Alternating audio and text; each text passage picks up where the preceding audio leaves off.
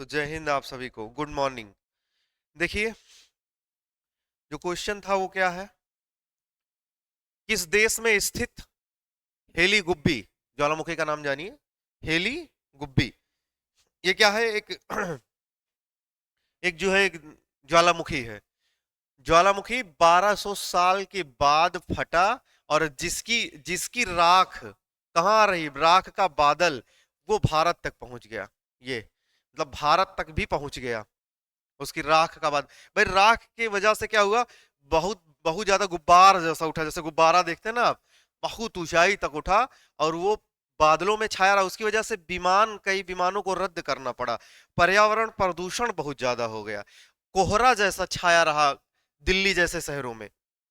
अब कह रहा है कि इथोपिया की हेली गुब्बी ज्वालामुखी जो है, ये हेली गुब्बी ज्वालामुखी 12,000 साल के बाद 24 नवंबर को, अभी जो 24 नवंबर निकला 2025 को फटा। ज्वालामुखी के फटने से लावा और राख धरती से इतनी ताकत के साथ निकलना इतिहास में पहली बार रिकॉर्ड किया गया। इसका मतलब समझ रहे हैं कि इतनी ताकत के साथ निकला कि गुब्बारा जैसा बना।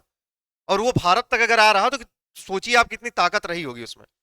नीचे से निकला, धरती से रिकॉर्ड किया गया। आसमान में 14 किलोमीटर तक घने कोहरे, मतलब घने धुएं का गुब्बार उठा।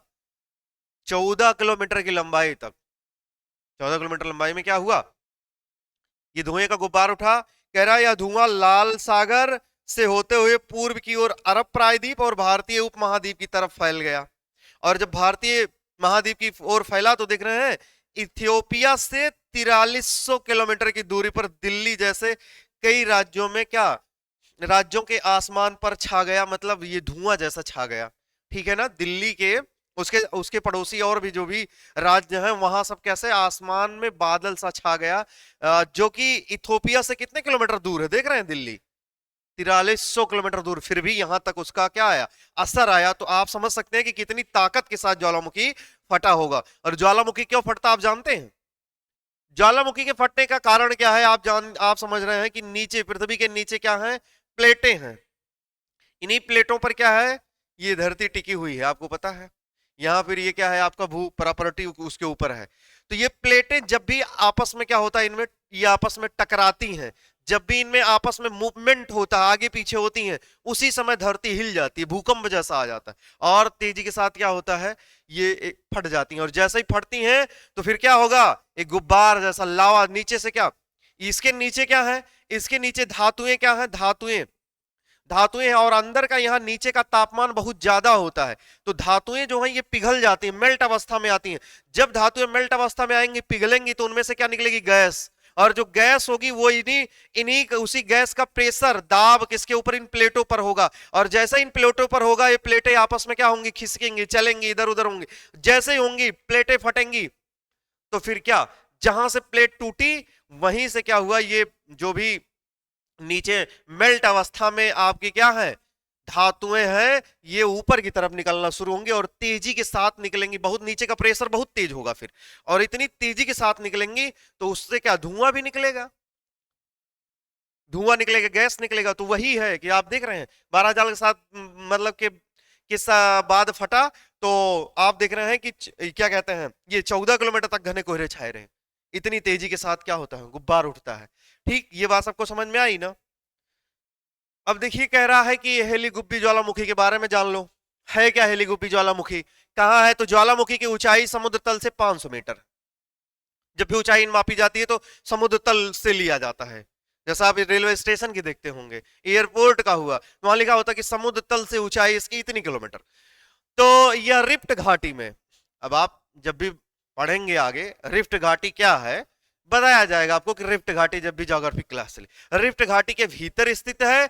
इसके नीचे दो टेक्टोनिक प्लेटें मिलती हैं। अभी आपको हमने बताया कि प्लेटें होती हैं, मिलती हैं, जिसकी वजह से यह तीव्र भूगर्भीय गतिविधियों वाला क्षेत्र है। बहुत तेजी के साथ भूगर्भीय गतिविधियों वाला क्षेत्र है। यहाँ इस तरीके की घटनाएं होती हैं, ज्वालामुखी का आना और भूकंप का आना, ये गतिविधियां हो सकती हैं। और फिर आप जानेंगे इथियोपिया क्या, जो कंट्री है ये कहाँ है। इथियोपिया कंट्री जो है ये अफ्रीका महाद्वीप का लैंड लॉक्ड देश है। कितने लोगों को पता है लैंड लॉक्ड? एक ऐसा देश जो लैंड लॉक का मतलब सपोज दैट ये कोई देश है जिसका नाम इथियोपिया है, इसके चारों तरफ क्या है, यहाँ देश है, ये चारों ओर देशों से क्या है, घिरा है। ऐसे ही देश को क्या कहते हैं, लैंड लॉक्ड। लैंड से लॉक्ड मतलब भू, लैंड मतलब होता है ना जमीन, उनसे लॉक्ड है ये। चारों तरफ इसके क्या है, भूमि है। इसकी किसी एक तरफ पानी या इस तरीके का नहीं, जैसे कोई मतलब महासागर या सागर नहीं है, समझ रहे हैं ना। तो ऐसे लैंड लॉक्ड देश है। इसकी राजधानी क्या, अदीस अबाबा। राष्ट्रपति टाय अत्से सेलाकी। प्रधानमंत्री अभी अहमद। मुद्रा क्या है इसकी, जानिए, विर, ठीक है ना, मुद्रा विर है।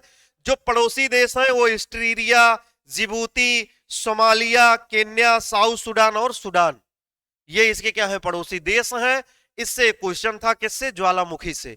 ज्वालामुखी से क्वेश्चन क्या था कि जिसका नाम क्या है, हेली गुब्बी ज्वालामुखी, ये कहां फटा, किस देश का ज्वालामुखी है, कितने सालों बाद फटा। और ये इसका एक इंपॉर्टेंट ये बात थी कि भाई इसका प्रभाव भारत पर भी आया, दिल्ली जैसे शहरों पर, वहां कोहरा छाया रहा। यातायात का जो मतलब जैसे एयर ट्रैफिक जो होती है उसके ऊपर प्रभाव पड़ा, कई विमानों को रद्द करना पड़ा, और आसमान में बादल छाए रहे, कोहरे जैसी स्थिति रही, कोहरा जैसा स्थिति रहा। तो ये इस जो है किसके कारण हुआ, ऐसा क्यों हुआ, ये सब ज्वालामुखी के फटने के कारण हुआ, जो कि दिल्ली से 4300 किलोमीटर दूर स्थित है। वो कंट्री जिसका नाम क्या है, इथियोपिया। ये क्या है, इथियोपिया। समझ गए ना। तो इसलिए इतना ही क्वेश्चन था।